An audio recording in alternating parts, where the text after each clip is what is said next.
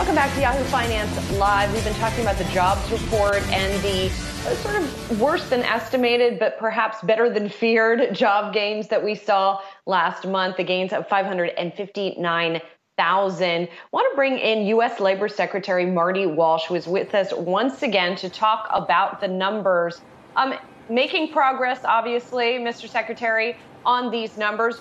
What do you think? And our Jessica Smith is here as well. What do you think the administration is still in a position to do to get more people back into the workforce?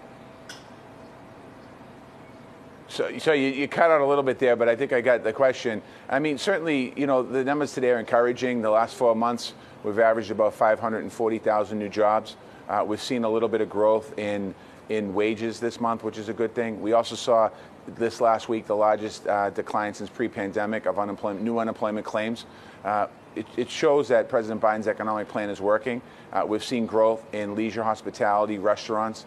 We've seen growth in education, which is a good thing. But there's no question we still have ways to go. I mean, we're still dealing with a pandemic from all of the job loss in the very beginning of the pandemic, the first couple of months. We still have a ways to go in this. But today's an encouraging, good report, a good, solid report, and we just need to continue to build off this momentum. Hi, Mr. Secretary. Jessica Smith here. Last month when we spoke to you, you said you did not think the extra unemployment benefits were keeping people from going back to work. A month later, has your thinking changed? How do you think those extra benefits are impacting the labor market right now? Well, first and foremost, the benefits are impacting helping people that are out of work or can't find work and keeping food on the table and a roof over their head and allow people to continue to try and get through this pandemic. We certainly, one of the last month, the largest place I heard of concern of people not going back to work was in the restaurant industry and the hospitality industry. And this month's report shows that we had the largest gain there, as last month's report shows. And I think as we continue to move forward here over the course of the next couple of months, I don't think that issue will be an issue. I think people want to get back to work. People want to be able to earn a wage, I should say, and get other benefits. So I think that having this conversation right now, I think as we continue to move forward here, that conversation will be behind us. And Mr. Secretary, does part of the problem here with folks not necessarily wanting to go back to work, does that part fall on the doorsteps of corporate America? We're hearing a lot of companies coming out raising wages. They can't attract the workers, but the workers they do attract, in some cases, they're actually cutting the worker hours while they're trying to pay them more. Yeah, honestly, I still think that, my job previously to this was the mayor. And a lot of people that were out of work, they either lost their job or they were laid off. And as we continue to think about reopening Boston or any other city in America or any other town in America, as more people get vaccinated, as the numbers continue to go down, more people are entering the workforce. We're starting to see more people go out to dinner, more people to going away on trips. We're seeing more activity out there. And I think as that happens, more and more people will get back into the job force. Certainly, for myself personally, you can't just flip a switch to get people back into work. I wish we could. We can't. But I want to see gains in all these different industries. And when I look at these industries very closely right now, and I look at, so for example, the construction industry this month, which had a loss of 20,000 jobs, and when you dive down to it, we don't have the exact reason for it, but one of the reasons is probably because of material and supplies. The gains in government, the gains in education is a good thing because the American Rescue Plan made investments in childcare and made investments in schools, and we're seeing more people go into school, back into the classrooms, and that's where we're seeing the gains. So we still have a ways to go. One of your guests earlier, I think Emily was on, as I commented when you were off air. What she said was right in a lot of ways.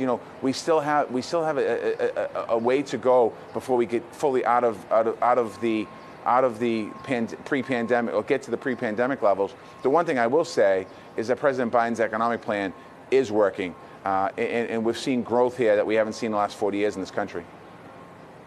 If there is still a ways to go, are you concerned now that about half of the states have started dropping those enhanced unemployment benefits?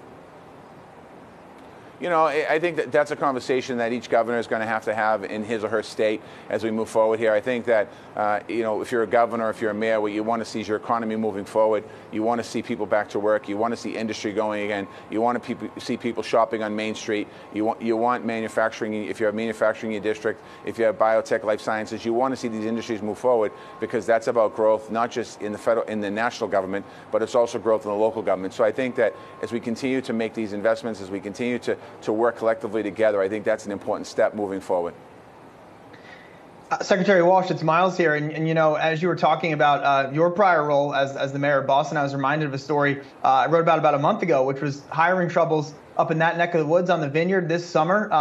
You know, vacation spots are having a lot of trouble getting the staffing that they need. As you think about the pressures in those markets, from how you see the labor market, how essential is it to get the workers that are needed for those economies that may have lost half their business or more during last summer, when people just weren't as mobile as they hoped to be this summer?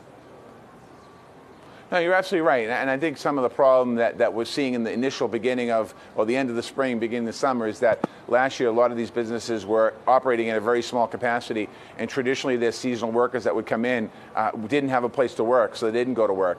And I think that I've had conversations myself with different business owners in the Cape Cod area of Massachusetts, talking about how do we continue to move forward. So again, I think a lot of those places are expecting a good summer.